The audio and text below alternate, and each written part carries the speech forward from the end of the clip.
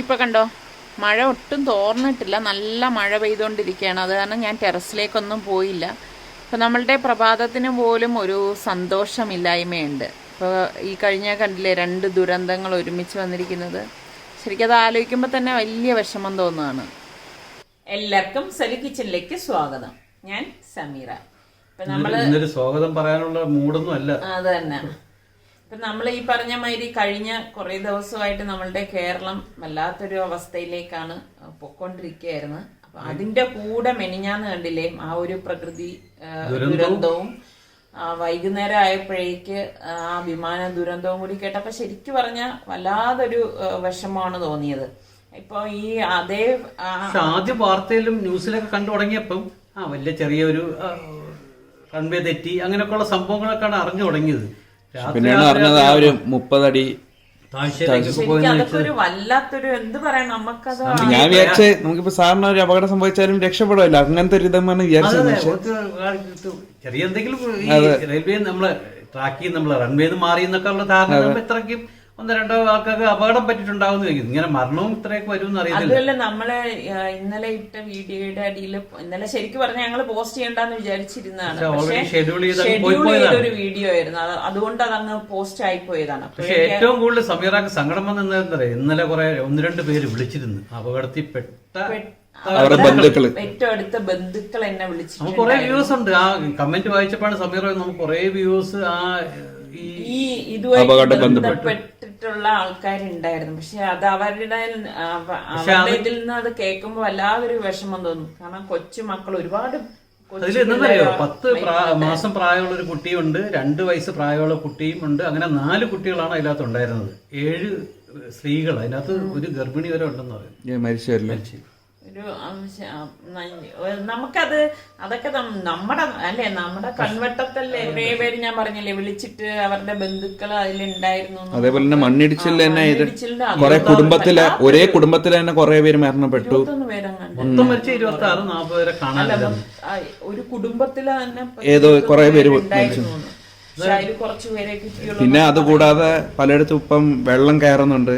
പിന്നെ അതിനായിട്ട് ഇപ്പൊ കൊല്ലത്തുനിന്ന് കുറെ മീൻകാരൊക്കെ ഇതുപോലെ നമുക്ക് ഇവിടെ അവിടെ ഒക്കെ വെള്ളപ്പൊക്കം വന്ന സമയത്തൊക്കെ സൽമാനൊക്കെ കുറച്ച് ആക്റ്റീവായിട്ട് നിന്നവരൊക്കെ അങ്ങോട്ടേക്ക് പോലും ഓരോന്ന് കൊടുത്തു വിടലും അല്ലേ, നിങ്ങളെ ഒരു ഇതുണ്ടായിരുന്നു. പക്ഷെ ഇപ്പൊ ഈ കോവിഡിന്റെ ഇത് കാരണം ഇവിടെ അങ്ങനെ ഒരു ഇതുവരെ ആ ഒരു സ്റ്റേജ് വന്നിട്ടില്ല. ഇതിപ്പോ ഓരോ സ്ഥലങ്ങളിലെ വോളണ്ടിയേഴ്സ് ഇൻവോൾവ് ചെയ്താണ് ഇപ്പം ഓരോ കാര്യങ്ങൾ നടത്തുന്നുണ്ട്. സമയം ആക്സിഡന്റ് വന്നപ്പം തന്നെ അപകടം വന്നപ്പോഴത്തേക്ക് ആ നാട്ടിലെ ആൾക്കാര് മെയ്യും ഈ കോവിഡും ഒന്നും പ്രോട്ടോകോൾ ഒന്നും നോക്കിയില്ല. അവർ ചാടി ഇറങ്ങി ജീവൻ രക്ഷിക്കാന്നുള്ളായിരുന്നു. പക്ഷെ അതും ഒരു നല്ലൊരു കാര്യമായെന്ന് പറഞ്ഞു. ആൾക്കാർ വന്ന് ഇതിന്റെ തീവ്രത കുറച്ചു എന്ന് പറഞ്ഞു. അപ്പോഴന്നെ ആൾക്കാരെ കൊണ്ടുപോകാൻ പറ്റി.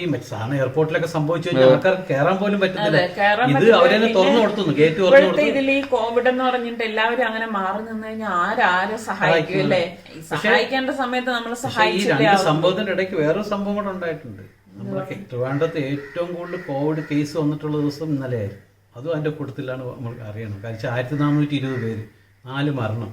എന്തുകൊണ്ടും എന്തോ 1400 കേരളത്തില് മൊത്തം 400 ജില്ലയാണ്. തിരുവനന്തപുരത്ത് തന്നെ വന്നിട്ടുണ്ട്. സോറി, ഞാൻ തിരുവനന്തപുരം എന്ന് പറഞ്ഞില്ല. കേരളത്തിൽ മൊത്തത്തിൽ ഏറ്റവും കൂടുതൽ കോവിഡ് കേസ് റിപ്പോർട്ട് ചെയ്ത് ഇന്നലെ. മൊത്തത്തിലൊരു എന്ത് പറയാനാ, നമുക്ക് എല്ലാത്തിനും നമുക്ക് ചെയ്യാനുള്ള ഒരേ ഒരു കാരണമേ ഉള്ളൂ, പ്രാർത്ഥന. നമുക്കിങ്ങനെ എന്തെങ്കിലും സംഭവിച്ചു കഴിഞ്ഞാൽ സങ്കടപ്പെട്ട് ഇരുന്നിട്ടും ഒന്നും കാര്യമൊന്നുമില്ല. നമ്മൾ നമ്മുടെ ജീവിതത്തിലേക്ക് തന്നെ ഈ വിമാനാപകടത്തിന്റെ കാര്യം അതിങ്ങനെ ഇത് അറിഞ്ഞപ്പോഴേക്ക് തന്നെ എനിക്ക് പെട്ടെന്ന് എനിക്കത് ഭയങ്കര ഒരു വല്ലാതൊരു ഫീല് വന്നു. കാര്യം എന്തെന്നറിയോ, ഇതേപോലെ ഒരു നമ്മളൊന്ന് ഫേസ് ചെയ്തിട്ടുണ്ടോ? ഇത്ര വലിയൊരു ഇതല്ല. പക്ഷെ നമുക്ക് അപ്പോഴും ഓർക്കാം യാത്രയുള്ളവർ എത്ര ഭയപ്പെട്ടിട്ടുണ്ടാവും. ഇത് ലാൻഡിങ് സമയമാണല്ലേ? അല്ല, ഇത് ലാൻഡിങ് സമയമാണ്. അപ്പൊ അവർക്കെല്ലാം പ്രിപ്പയർ ആയി ഇറങ്ങാനുള്ള സ്വപ്നങ്ങളും അവരെ വീട്ടുകാരെ കാണുന്നത്. ചിലവരും പറയാതെ വന്നിട്ടുണ്ടാവും, ചിലവര് സീറ്റ് കിട്ടുമെന്ന് പറഞ്ഞിട്ടുണ്ടാവും. അല്ല, ഇതിപ്പോ മറ്റേ വന്ദേ ഭാരതിന്റെ ആയിരുന്നു. ചിലർക്ക് കൺഫേം പോലും ആവില്ല, ലാസ്റ്റ് നിമിഷമാണ് കൺഫേം ആവുന്നത്. അതുപോലെ അറിയത്തില്ലാത്ത കണ്ടീഷൻ ആയപ്പോ ഒരു കൊച്ചിന്റെ ഏറ്റവും കഷ്ടപ്പെട്ടത്, ഞാൻ 2 വയസ്സുള്ള ഒരു കൊച്ചി ഫാത്തിമ എന്തോ ഒരു പേരാണ്, ആ കൊച്ചിന്റെ ഫോട്ടോയും കാണിച്ചുകൊണ്ട് ആൾക്കാർ തിരക്കി നടക്കുന്ന ഒരു ഹോസ്പിറ്റലിൽ കയറി ഇറങ്ങി. അതൊക്കെ വായിച്ചു കേട്ടപ്പോൾ തന്നെ പേപ്പറിൽ വന്നതാണ്. ഭയങ്കര സങ്കടം തോന്നി. അപ്പൊ നമ്മൾ അനുഭവിച്ചെന്ന് വെച്ചാൽ, ഞാനിതിന്റെ കാണുന്നത് അറിയാന്ന് പറഞ്ഞ പക്ഷെ ഞങ്ങൾ പണ്ട് ഗൾഫിലായിരുന്നപ്പം വരുമ്പം അന്നുള്ള എയർ ഇന്ത്യ എന്ന് പറഞ്ഞു കഴിഞ്ഞാല് നേരെ ബോംബെയിലോട്ടല്ല വരുന്നത്, അന്ന് ഡയറക്റ്റ് ഫ്ലൈറ്റ് ഇല്ല, ബോംബെയിൽ വന്നിട്ടാണ് വരുന്നത്. ആ ബോംബെയിലിട്ട് വരുന്ന ഫ്ലൈറ്റ് ഡയറക്റ്റ് ബോംബെ അല്ല, ഡൽഹി പോയിട്ട് ബോംബെ വരുന്ന സമയമായിരുന്നു. ഡൽഹിയിൽ വന്നു, ആൾക്കാരെ ഇറക്കി, പാസഞ്ചർ ഇറക്കിയിട്ട് പിന്നെ അവിടുന്ന് പാസഞ്ചറെ കയറ്റും, എന്നിട്ട് നേരെ ബോംബെയിലോട്ട് പോകും. ഇറങ്ങാറായപ്പോഴത്തേക്ക് എൻ്റെ ബ്രേക്കിംഗ് സിസ്റ്റം പോയെന്ന് പറഞ്ഞിട്ട് ഒരുവിധം ഇറക്കിയപ്പം റൺവേ പറയുമ്പോ തന്നെ പേടിയാണ്. കാരണം അവരാ അനൗൺസ് ചെയ്യുന്നതും ആ ഫ്ലൈറ്റ് വന്ന് നമ്മൾക്ക് സൽമ മാത്രമേ ഉണ്ടായിരുന്നു. അങ്ങ് ലാൻഡ് ചെയ്യുന്ന സമയത്ത് നമുക്ക് എല്ലാം തേടി ഇങ്ങനെ നിൽക്കുമായിരുന്നു. AC ഒക്കെ ഓഫ് ചെയ്തു, അങ്ങനെ ഓരോ ഇങ്ങനെ, അതായത് നമ്മൾ മരണം മുന്നിൽ കാണുന്ന നമ്മൾ വിചാരിക്കും തീരും. അവര് റൺവേയിൽ തന്നെ അവര് സാധാരണ ഇറങ്ങുന്ന റൺവേയിലല്ല ഇറക്കിയത്, വേറെ റൺവേയിൽ ഇറക്കി സ്കിഡ് ചെയ്ത് ബ്രേക്ക് അങ്ങ് ഒരുവിധം നിന്നപ്പോ എല്ലാരും ദൈവത്തിന് വിളിച്ചു, അവരവരെ ദൈവത്തിന് വിളിച്ചു. ഇപ്പോഴും ഓർക്കുന്നുണ്ട്, നമ്മുടെ തൊട്ട് ഫ്രണ്ടിലൊക്കെ ഇരുന്നവര് കുരിശ് വരയ്ക്കുന്നു, മാല എടുക്കുന്നു, എല്ലാവരും പ്രാർത്ഥനയാണ്. കാരണം ആ ഒരു സിറ്റുവേഷൻ നമ്മളിങ്ങനെ ഇനി ഇത് ബ്രേക്ക് ഇല്ലാത്തൊരു സാധനം ഇനിയിപ്പൊ എന്തായാലും മരണം തന്നെ. നമ്മൾ കണ്ടിട്ടില്ലേ വിമാനാപകടം എന്നൊക്കെ പറഞ്ഞ ഫ്ലൈറ്റ് എന്തെങ്കിലും തോന്നാ തീയാണ്, അടുത്ത നിമിഷം തീ ഗോളായിട്ട് പോവാണ്. അങ്ങനെ നിൽക്കുന്നതിലാണ് എന്തോ ഭാഗ്യം കൊണ്ട് പടച്ചവൻ എല്ലാവരെയും. പക്ഷെ അതേ ഫ്ലൈറ്റിൽ തന്നെ അത് 2 മണിക്കൂർ നമ്മൾ പ്ലെയിനിൽ ഇറക്കിയില്ല, മെയിൻ്റെനൻസ് ചെയ്ത് ആദ്യം 1 മണിക്കൂർ കഴിഞ്ഞിട്ട് അവരൊന്ന് റൺ ചെയ്ത് നോക്കി, പിന്നെയും നിർത്തി. അപ്പൊ സാധാരണ എല്ലാവരും ആ ഫ്ലൈറ്റിൽ നിന്ന് ഇറങ്ങിയിട്ടാണല്ലോ ഇത് ചെയ്യണേ. ഇത് നമ്മളെല്ലാവരും AC അവരെല്ലാം ഈ പറഞ്ഞ മാതിരി ഓഫ് ചെയ്തിട്ടു. നമ്മൾക്ക് ഇങ്ങനെ ഇരുന്നിട്ട് ഭയങ്കര നമുക്ക് പേടിയെന്നറിയോ, എന്നാ വേറെ ഫ്ലൈറ്റ് കയറ്റിക്കൂടെ, ഇത് ഇപ്പം ബ്രേക്ക് ഇല്ലാതെ നമ്മൾ എയർപോർട്ടിന്റെ അകത്ത് കൊണ്ട് ഇരുത്തല്ലോ. പക്ഷെ അവരത് നന്നാക്കി 1 മണിക്കൂർ എടുത്തിട്ട് വീണ്ടും ഓടിച്ചു. അപ്പൊ ഞങ്ങൾ വെച്ച് വിടാൻ പോണത്, വീണ്ടും ഒതുക്കി, പിന്നെയും നന്നാക്കി, പിന്നെ എടുക്കുന്ന രംഗം പിന്നെ അവര് നമ്മളെ കൊണ്ട് ടേക്ക് ഓഫ് പോവുകയാണ്. അത് സെയിം വന്ന ഫ്ലൈറ്റിൽ തന്നെയാണ് നമ്മൾ ഇരിക്കുന്നത്. ഒന്നാമത് അറിയാലോ, അല്ലാതെ നേരാവണ്ണം ഫ്ലൈറ്റ് പൊങ്ങുമ്പോഴേ നമുക്കൊക്കെ ആ ഒരു ഇത് പറയാൻ പേടിയാണ് ഉള്ളില്. ഈ ഫ്ലൈറ്റ് ശരിയാക്കി ബ്രേക്ക് ഇല്ലാതെ താഴെ ഇറക്കി ഈ ട്രയൽ ചെയ്ത ഫ്ലൈറ്റ് ആണ് പിന്നെ നമ്മളെ കൊണ്ട് പോകുന്നത്.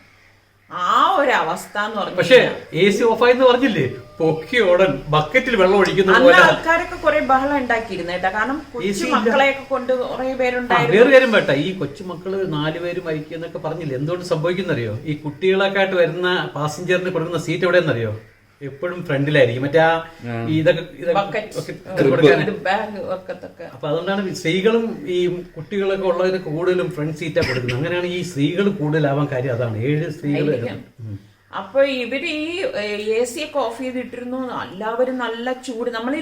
നമ്മള് ഫ്ലൈറ്റിൽ കയറുമ്പോ എല്ലാം ഓൺ ആയിരിക്കുന്നുണ്ടെന്ന് നമ്മൾ ഇതിനെ കുറിച്ചൊന്നും അറിയില്ല, ചൂടും ഒന്നും അറിയത്തില്ല. പക്ഷെ ഈ സംഭവം ഇവര് ഇതെല്ലാം ഓഫ് ചെയ്തിടുമ്പോ ഇതിന്റെ അകത്ത് ശരിക്കും പറഞ്ഞ ഒരു കൂരിരുട്ടും ഒരു വല്ലാത്ത അവസ്ഥയാണ് കേട്ടോ ആ സമയം ഫ്ലൈറ്റിന്റെ അകം.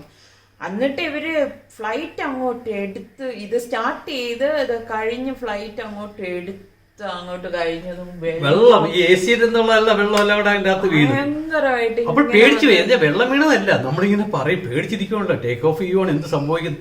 പിന്നെ ഒന്ന് പൊങ്ങി ഒരു എയറിലായപ്പം ഒരു സമാനമുണ്ട്. അപ്പൊ എനിക്കറിയാം ഇവര് ഈ റൺവേയിൽ ഇറങ്ങാറായപ്പം ആൾക്കാർ പറഞ്ഞു, ചിലര് ഈ രക്ഷപ്പെട്ട ഒരു പാർട്ടി പറഞ്ഞു ഇങ്ങനെ ഒരു റൗണ്ട് ചുറ്റി രണ്ടാമത് വന്നിട്ട് ഇറങ്ങുന്നൊക്കെ പറയുമ്പോഴത്തേക്ക് ആ ഒരു രംഗമൊക്കെ ഞാൻ ഓർക്കുവാണ്. നമുക്കിതുപോലെ അല്ല അന്ന് ഇതേപോലെ ഇപ്പൊ ഈ സംഭവം പറഞ്ഞ അന്ന് വാട്സാപ്പ് ഇന്റർനെറ്റ് ഒക്കെ ഉണ്ടായിരുന്നെങ്കിൽ അന്ന് ഇതൊക്കെ ഉണ്ടായിരുന്നു. ഇതൊക്കെ ഇഷ്യൂ ആണ്. നമ്മളെല്ലാം ഇരുത്തിയിട്ടാണ് അവർ ആ ഒരു ഇത് ചെയ്ത് എയർപോർട്ടിലേക്ക് മാറ്റിയോ അല്ലെങ്കിൽ വെളിയിലിറക്കി നിർത്തി ഒന്നും ചെയ്തിട്ടില്ലായിരുന്നു. പിന്നെല്ലാന്ന് വെച്ചാൽ ഇതുപോലെ ട്രയൽ എടുത്തിട്ടാണ് പിന്നെയും പേടി. ഇതുപോലെ തന്നെ 3-4 അനുഭവം ഉണ്ടായിട്ടുണ്ട്. ഇതൊക്കെയാണ് നമുക്ക് അവരെ മനസ്സറിയാവുന്ന വേണ്ടി ഞാൻ പറയണം. അവരെന്ത് പ്രയാസപ്പെട്ടായിരിക്കും ആ ജീവിതത്തിലേക്ക് തിരിച്ചു വരാൻ. 143 പേര് ആശുപത്രിയിലാണ്. അതിൽ 10-15 പേർക്ക് വെരി സീരിയസ് ആണെന്ന് പറയുന്നു. നമുക്ക് എല്ലാവർക്കും അവർക്ക് വേണ്ടി പ്രാർത്ഥിക്കാം.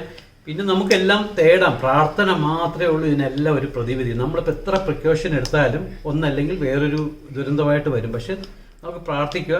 അതിനൊത്ത കരുത്ത് വേറൊന്നിനുമില്ല. പ്രാർത്ഥന കൊണ്ട് ഏത് വിധിയെയും നമുക്ക് തടുക്കാൻ പറ്റും പ്രാർത്ഥന കൊണ്ട്. അപ്പൊ നമുക്ക് പ്രാർത്ഥിക്കാം. ഈ സംഭവങ്ങൾ നടക്കുന്ന ഓരോ നാട്ടിലായിട്ട് ബന്ധപ്പെട്ടുള്ള വോളണ്ടിയേഴ്സ് ഇതിനായിട്ട് മുന്നിട്ടിറങ്ങാൻ ശ്രമിക്കുക.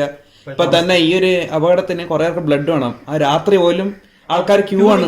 അതെ, അങ്ങനെയുള്ള ആൾക്കാർ അങ്ങനെ മുന്നോട്ട് പറഞ്ഞു. ഇപ്പം അസുഖമാണ്, കോവിഡ് ആണ്, ഞാൻ ആശുപത്രി ബ്ലഡ് കൊടുക്കാൻ പോകില്ല എന്നൊന്നും അവർ തീരുമാനിച്ചില്ല. അവരിറങ്ങി. ശരിക്കും ഒരു ആപത്ത് വരുമ്പോഴാണ് നമ്മൾ മനസ്സിലാക്കുന്നത് നമ്മളുടെ ചുറ്റുവട്ടത്തുള്ളവർ നമ്മളെയൊക്കെ എത്രത്തോളം ഹെൽപ്പ് ചെയ്യുന്നു എന്നുള്ള കാര്യം അല്ലേ. ഒരുപാട് പേര് പറ്റാത്ത ഇഷ്ടംമാതിരി മറ്റ് സംസ്ഥാനങ്ങളിലുള്ളതിനേക്കാളും കൂടുതൽ അതിന് നമ്മളെ കേരളത്തുകാരെ സമ്മതിച്ചേ പറ്റത്തുള്ളൂ. ഒക്കെ കൂടുതൽ ഹെൽപ്പിംഗ് മെന്റാലിറ്റി കൂടുതലുള്ള ആൾക്കാരാണ് നമ്മൾ കേരളത്തുകാര്. പിന്നെ എന്തൊക്കെ വന്നാലും ഒരു ഉറപ്പ് നമ്മളിത് അതിജീവിക്കും. നമുക്ക് 2 വർഷം മുമ്പ് ഓക്കെ ഉണ്ടായിരുന്നു. അപ്പൊ ആ വർഷം തന്നെ നമുക്ക് മറ്റേ വെള്ളപ്പൊക്കം ഉണ്ടായിരുന്നു. അതിനുശേഷം നിപ്പയുടെ പ്രശ്നം വന്നു. പിന്നെ ഇപ്പൊ നമുക്ക് വീണ്ടും കഴിഞ്ഞ വർഷം വെള്ളപ്പൊക്കം ഉണ്ടായിരുന്നു. പിന്നെ സിക്ക എന്ന് പറഞ്ഞ ഇടയ്ക്ക് ഒരു വൈറസിന്റെ പ്രശ്നം വന്നു. ഇപ്പൊ കോവിഡ് നമ്മളിപ്പം തരണം ചെയ്തുകൊണ്ടിരിക്കുന്നു. തീർച്ചയായിട്ടും ഇപ്പൊ ഈ വർഷവും വെള്ളം മഴയൊക്കെ എല്ലായിടത്ത് കൂടിയിട്ടുണ്ട്. എല്ലാവരും ശ്രദ്ധിക്കുക, സൂക്ഷിക്കുക. അപ്പൊ ഇതും നമ്മളെല്ലാരും കൂടെ ജാതി മതമന്യേ ഒന്നിച്ച് നിന്നാൽ ഇതും നമുക്ക് മറികടക്കാൻ പറ്റും. തീർച്ചയായിട്ടും. അപ്പൊ നമുക്ക് എല്ലാവർക്കും ഈ പറഞ്ഞമാതിരി ഇങ്ങനെയുള്ള മഹാമാരികളിലും ദുരന്തങ്ങളിൽ നിന്നും എല്ലാം നമ്മളെ കര കയറ്റണമേ എന്ന് നമുക്ക് എല്ലാവർക്കും ഒരുമിച്ച് പ്രാർത്ഥിക്കാം. നിസാറിക്ക പറഞ്ഞ പോലെ പ്രാർത്ഥനയ്ക്ക് അപ്പുറമായിട്ടൊന്നുമില്ല. ഏത് വിധിയും തടുക്കാൻ പറ്റുന്നതാണ് പ്രാർത്ഥന. മനുഷ്യന് ചെയ്യാൻ കഴിയണതും ചെയ്യുന്നതുമായിട്ടുള്ള കാര്യങ്ങൾക്കൊക്കെ ലിമിറ്റേഷനുണ്ട്. പക്ഷേ അതൊക്കെ നമുക്ക് പടച്ചവന്റെ അടുത്ത് പറഞ്ഞ് ദുആ ചെയ്യാം. അത് മാത്രമേ ചെയ്യാൻ പറ്റത്തുള്ളൂ. ഈ ഒരു അവസരത്തിൽ മനസ്സിലാക്കേണ്ട മറ്റൊരു കാര്യം പരിസ്ഥിതി സംരക്ഷണം. ഇതൊക്കെ ഇപ്പൊ ഈ മണ്ണിടിച്ചലും ഇത്രയും വർഷങ്ങളില്ലാത്ത രീതിയിൽ മഴ വേറൊരു രീതിയിലൊക്കെ വരുന്നത് നമ്മൾ പരിസ്ഥിതി നമ്മൾ സംരക്ഷിക്കാത്തതിന്റെ ഒരു കുറവുകൊണ്ട് തന്നെ ആയിരിക്കാം. അപ്പൊ അതിനൊക്കെ ഒന്ന് ശ്രദ്ധിച്ച് സൂക്ഷിച്ച് ഇനിയെങ്കിലും. അപ്പൊ 2 ദുരന്തത്തിലും മരണപ്പെട്ടവർക്ക് നമുക്ക് ആദരാഞ്ജലികൾ അർപ്പിക്കാം. അതുപോലെ തന്നെ അസുഖമായിട്ട് കിടക്കുന്നവർക്ക് എത്രയും പെട്ടെന്ന് ആശുപത്രി വിടട്ടെ എന്ന് നമുക്ക് ചെയ്യാം. അപ്പൊ ഇനി കൂടുതലായിട്ടൊന്നും പറയാനില്ല. അപ്പൊ നമുക്ക് എല്ലാവർക്കും ഒരുമിച്ച് നിന്ന് എല്ലാവർക്കും വേണ്ടി പ്രാർത്ഥിക്കാം. നമ്മൾ മാക്സിമം പറ്റുന്ന രീതിയിലെല്ലാം പോസിറ്റീവായി ചിന്തിക്കാനും ഒരു പോസിറ്റീവ് മനസ്സ് മറികടന്ന എന്ത് പറയാൻ ഈ ഒരു മാനസികാവസ്ഥയിലുള്ളവരുടെ മനസ്സ് അവർക്കേ അറിയത്തുള്ളൂ. നമ്മളിപ്പോ അവര് 3 പേര് വിളിച്ചപ്പോ തന്നെ നമുക്ക് ഇത്രയും ഫീൽ ചെയ്യുവാണെങ്കിൽ അവര് ഫീൽ ചെയ്യുന്നത് എത്രയാണെന്ന് നമുക്ക് അറിയാൻ പറ്റും. അവരെ ദുഃഖത്തിൽ ഞങ്ങൾ പങ്കുചേരുന്നു. ഞങ്ങൾക്ക് അവരെ സഹായിക്കണമെന്നുണ്ട്. നമ്മൾ ഈ അവസ്ഥയിൽ നമുക്ക് എങ്ങനെ അങ്ങോട്ട് പോയി സഹായിക്കാനൊന്നും പറ്റത്തില്ല. പക്ഷെ എങ്കിലും നമ്മൾ ബാക്കിയുള്ള രീതിയിൽ സഹായിക്കുന്നതായിരിക്കും. അപ്പോൾ ഇനിയിപ്പോ നമുക്ക് ഇവിടെ വെച്ച് നമ്മൾ വൈൻഡ് അപ്പ് ചെയ്യാണ്. എല്ലാവർക്കും ഒന്നും കൂടി ഞാൻ പറയാണ്, നമുക്ക് ഒരുമിച്ച് നിന്ന് പ്രാർത്ഥിക്കാം.